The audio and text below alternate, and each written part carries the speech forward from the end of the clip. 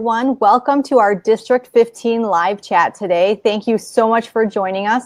I'm Morgan Delac, the Chief Communication Officer for District 15, and I'm very excited about today's topic, which is all about Conyers Learning Academy, which is otherwise known as CLA. District 15 has 20 schools, all of which are very unique, but none are quite like CLA. CLA is most widely known as being the district's early childhood center, but it is also home to our special education therapeutic day school.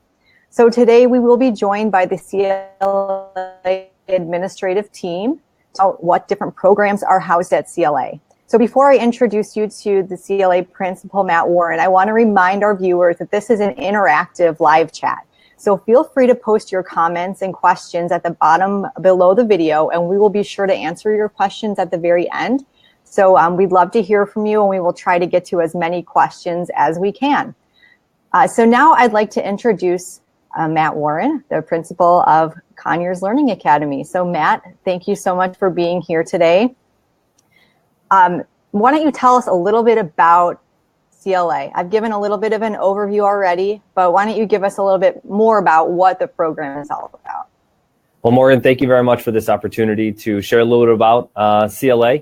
I kind of consider CLA as one of the hidden gems of the district. Not a lot of people know about all the programs and opportunities that we offer for a variety of students. As you mentioned, we are the special education therapeutic day school for the district, as well as the early childhood center.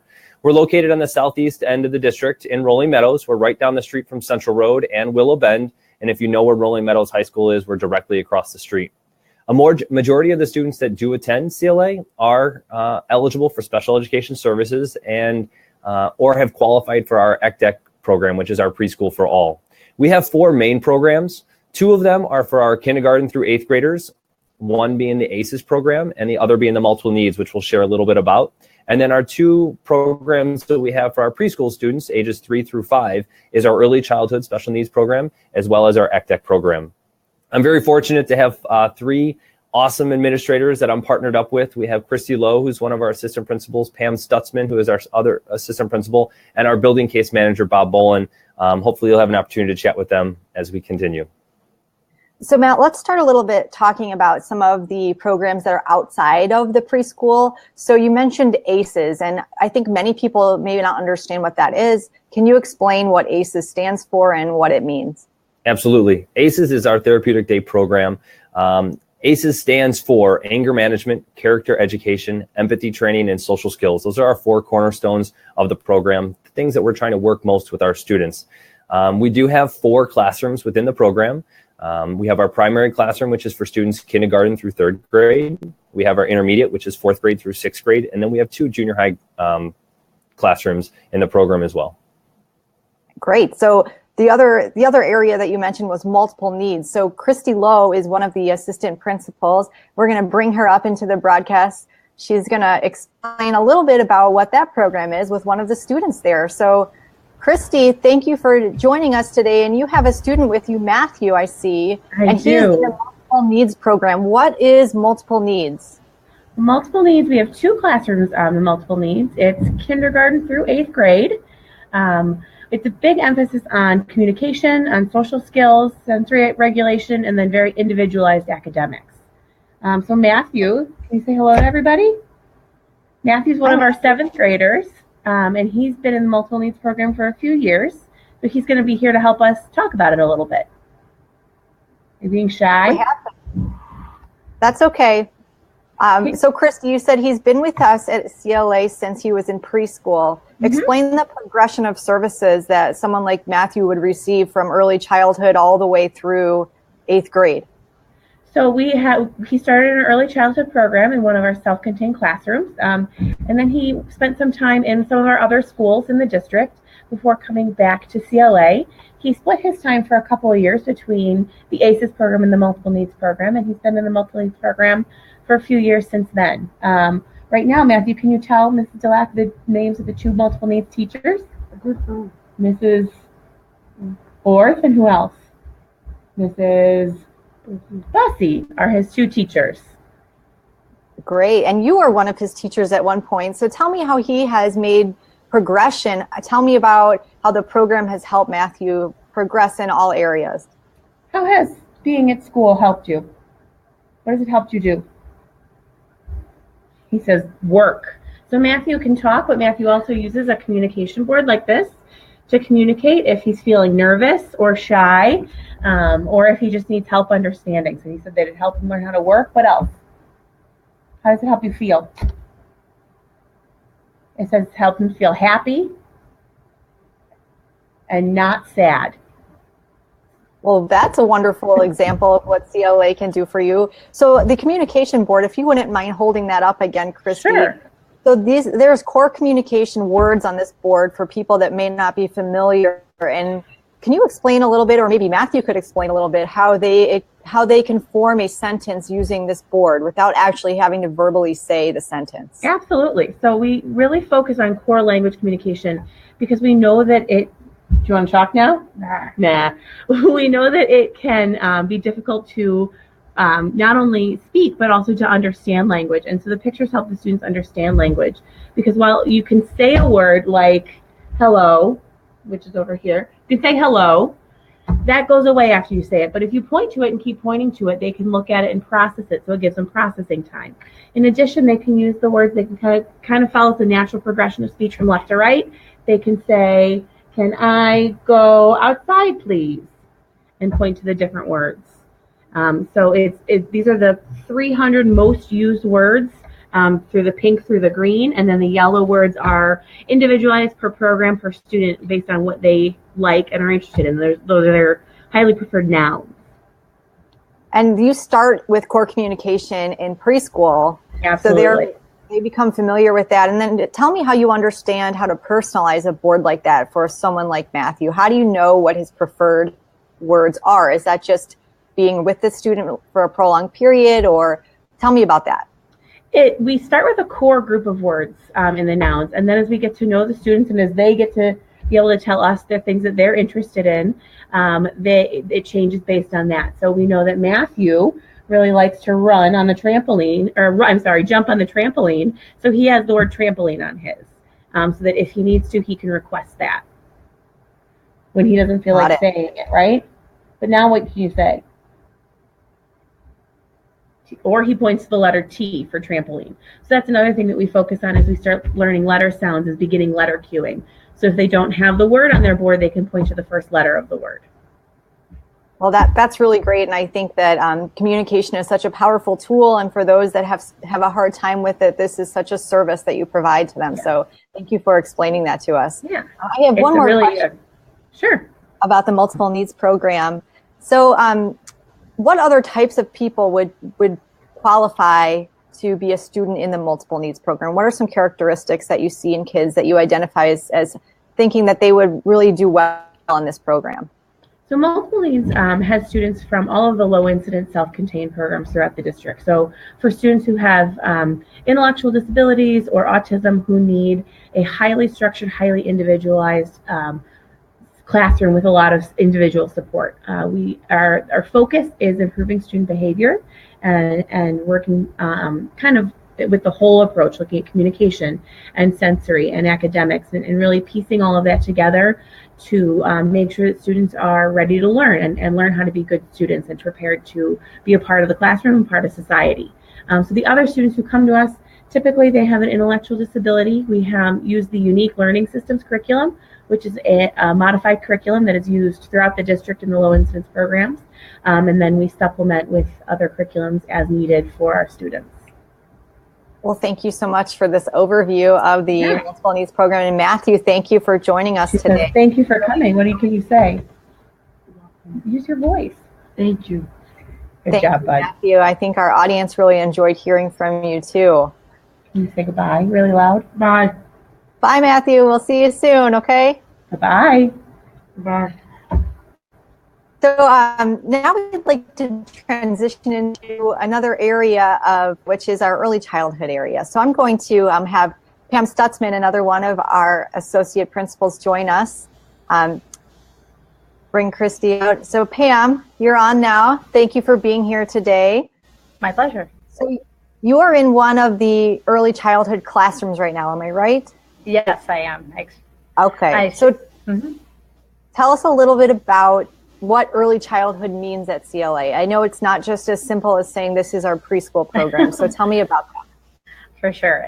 There's a lot going on here. So we actually have 19 different early childhood classrooms, and that kind of breaks down to a number of different ways. All of the classes are it's a half-day program, so we have morning and afternoon sessions. And over the course of a day, we have about 380 3, 4, and 5-year-olds who walk in through our doors. So we're a busy place. But going back to those classrooms, we have one ECDEC classroom, and ECDEC stands for the Early Childhood Development Enrichment Center, and we partner with them not just in our building, but there's actually other ECDEC classrooms throughout the district as well.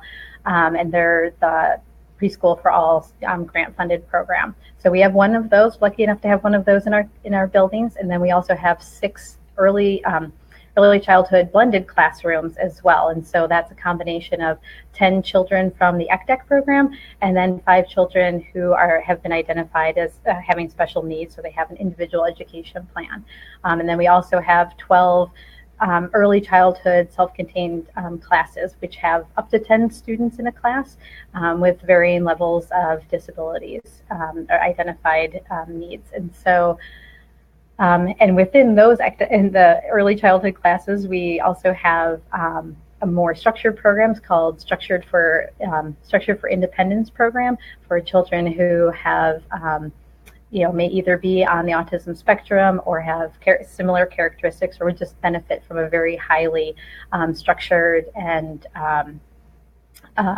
classroom with lots of additional supports. And each one of our classrooms has obviously at least one classroom teacher with a special education degree and one program assistant. Some of our classrooms also have multiple program assistants based on the needs of the students. So it keeps us busy. So you mentioned ECDEC, and I think some of our viewers who may be watching may not be familiar with that acronym.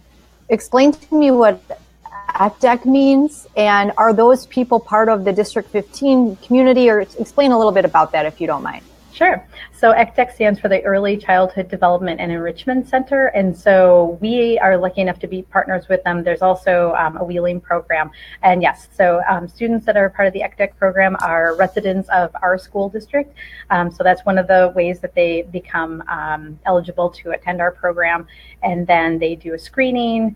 ECDEC does screenings twice a month, one for Spanish speaking and one for English and other languages, and then through that screening process, they become eligible for the ECDEC program. They have a set of criteria that they lay out as well. So because it's a grant-funded program, they have various targets that the families have to meet in order to qualify for the program. Okay, that sounds good. And another question that I have is, if you are a typically developing preschooler, or you have a typically developing preschooler is probably the better way to say that, would you ever be able to attend CLA? Yes, we actually have what we call a preschool integration program, or PIP.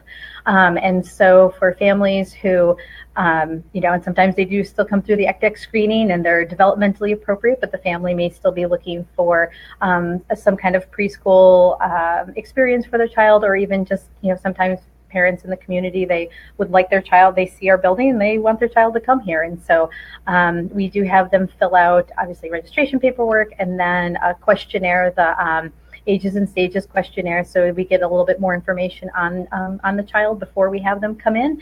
And then it is a paid program for the preschool integration program. It is paid.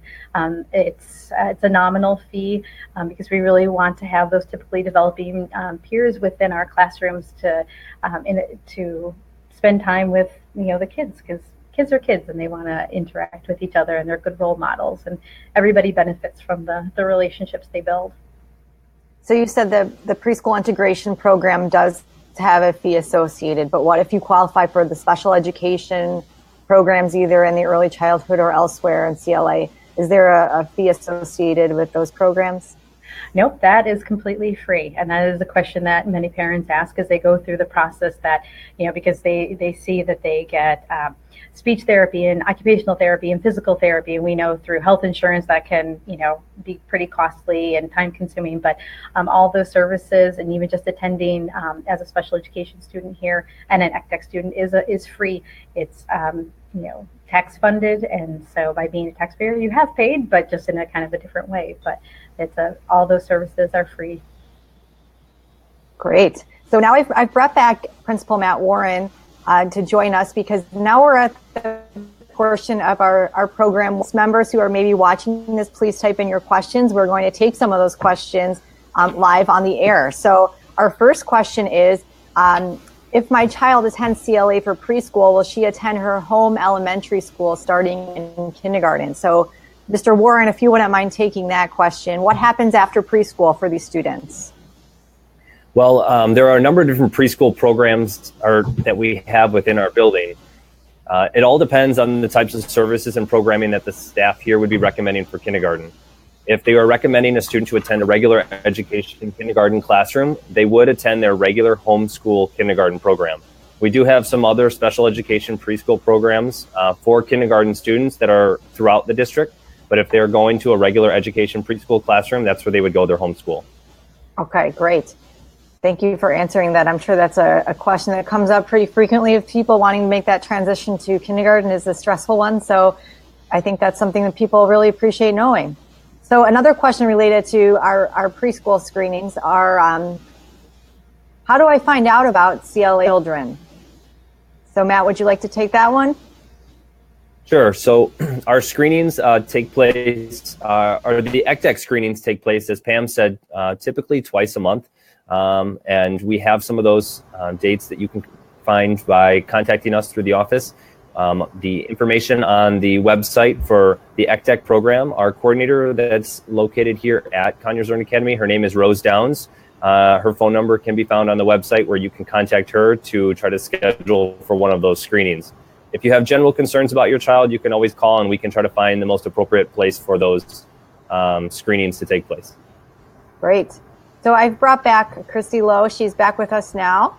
And another question we have is more regarding the older population that attends CLA. The question is, after a student graduates from 8th grade at CLA, how do they transition into District 211 or 214? Are there alternative high schools that many of these students may go to?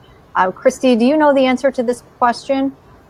Yeah, we work really closely with both District 211 and District 214, starting when the students start the very beginning of 8th grade, to make sure that we have the most appropriate placement lined up for them for high school.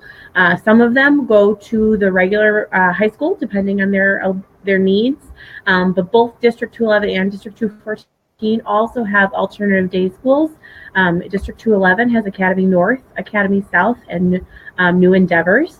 And District 214 has the Academy at Forest View. And so there are alternative programs for our 8th graders to go to if they need to. For our multiple needs students, if they need more individualized programming, they can go to one of NSSEO's programs, which is the North Suburban Special Education Organization, either at Kirk School or Minor School, or where their high school programs are located. Great. So I know we have a very close relationship with our high school districts, and I think we provide a very solid structure for these students to transition into high school. And I think your staff does a really good job of that and making sure these kids are ready for the next level.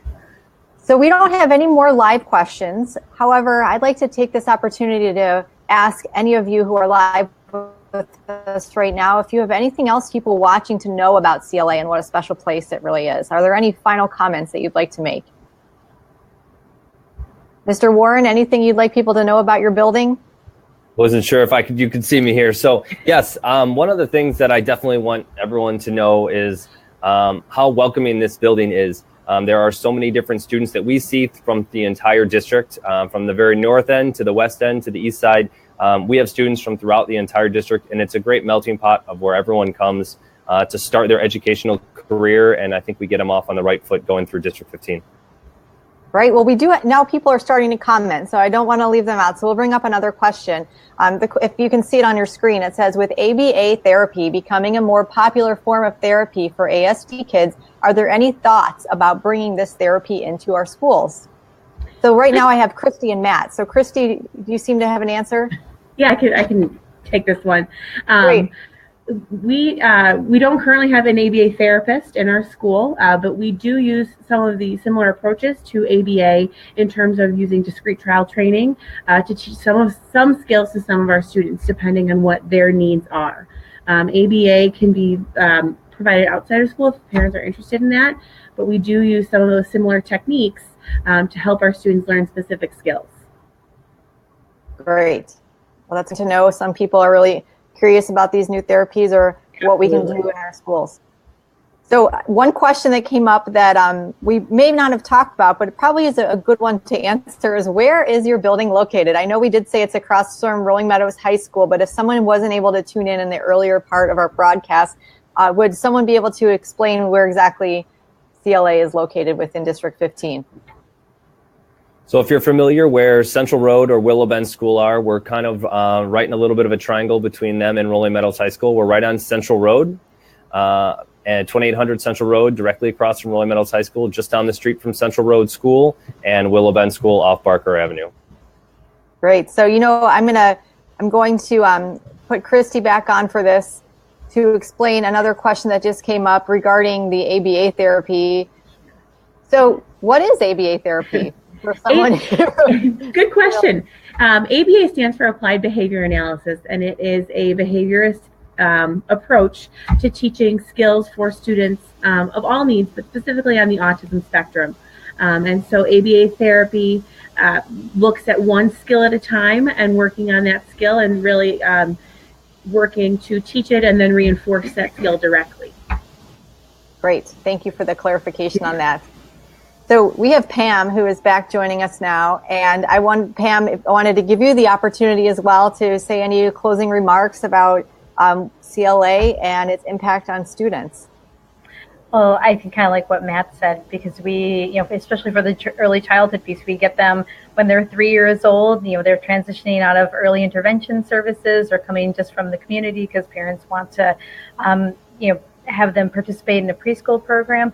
And so we lay the foundation of their educational experience. And, it's just a big, warm, loving family. And we watch them grow in the, 2.5 years that they're with us. And then we send them off to kindergarten, hopefully, as best prepared as we can. And it's a good teamwork between, all the staff here and the families. And so it's an excellent partnership. Well, thank you all for joining me today. We realized learning a little bit about CLA. As we've said before, CLA is truly one of the hidden gems of the school district, and it's really great for people to learn more about it through this interactive Facebook chat. So thank you all for being with me today. Thank you for having us. Yes, thank you. You're welcome. So thanks everyone out there for watching us live on our District 15 live chat all about Conyers Learning Academy. We hope you learn a little bit more about CLA. And if you have more questions about the programs that exist there, you're welcome to go to our website, ccsd15.net, to learn more about CLA. So we're still determining our next topic for our District 15 live chat. If you have any suggestions or ideas for that, you're welcome to put them in the comments here, and we will review them and see what will work best for our staff in the coming weeks. So we hope you'll join us again in the future. We'll be broadcasting again every week, and we'll be sharing those times and dates with you as soon as possible. So thank you all for being here with us today, and we hope to see you next time.